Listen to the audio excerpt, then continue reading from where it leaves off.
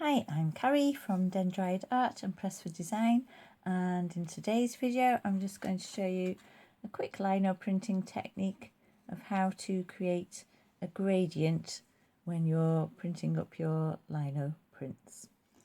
So I'm using block printing ink by SD, and I always tend to decant my block printing ink and just put it into an old jar. It's an awful lot easier. So I'm going to place my ink onto the tray. Now we're going to have this orange effect going from red to yellow with orange blended in the middle. Now because red is a more dominant colour, I'm actually going to put more yellow on than I will red. I actually think that's going to be far too much for this. So let me take a little bit off. Okay. And then I'll put a little tiny bit of the red in just here, and I've got probably about 2 inches space between the red and the yellow. So I'm going to take my brayer now, and first of all I'll just start working the ink down and just making sure that I've got kind of the right amount of ink, not too much, not too little. So I think that's okay. I'm just going to add a little dot more.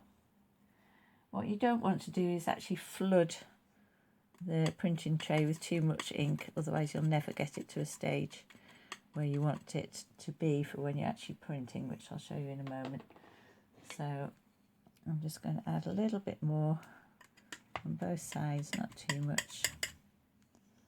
And that should hopefully be okay. So again, I'm just going to, at the moment, just going vertically down the tray.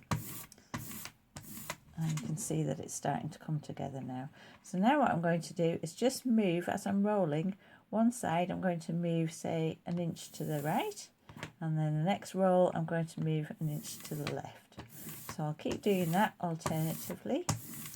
And you'll see that as I'm starting to do that, going to start blending in the middle,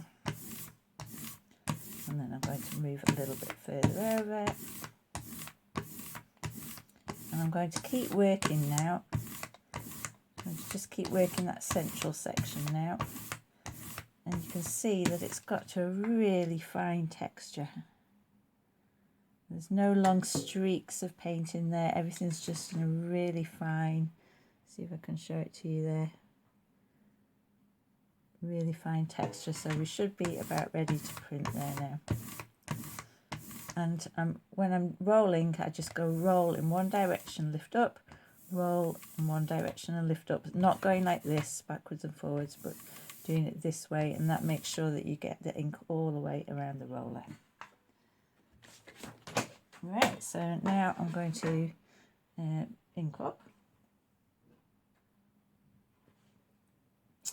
So here's my ink block. Now because I want the yellow to be at the top and the red to be at the bottom, I'm going to orientate it this way, and then I'm going to start transferring the ink on. And again, I like to just go in one direction to make sure I get all of the ink.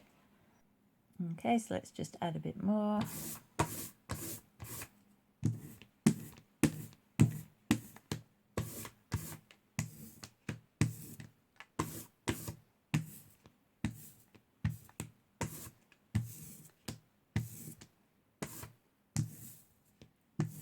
Alright, that looks fairly well covered. So let's take a print. So I use Japanese simile paper, which is great for printmaking, and it's archival. Just place the paper over the top of the print and pat down with my fingers just to make sure that the ink and the paper have adhered. Now if you want to, if you don't have a barren, then you can just take your hand and just rub all over, make sure you get into all the corners as well. You can do that, or as I have a barren, I'm just going to make it a little bit easier and just rub it all over.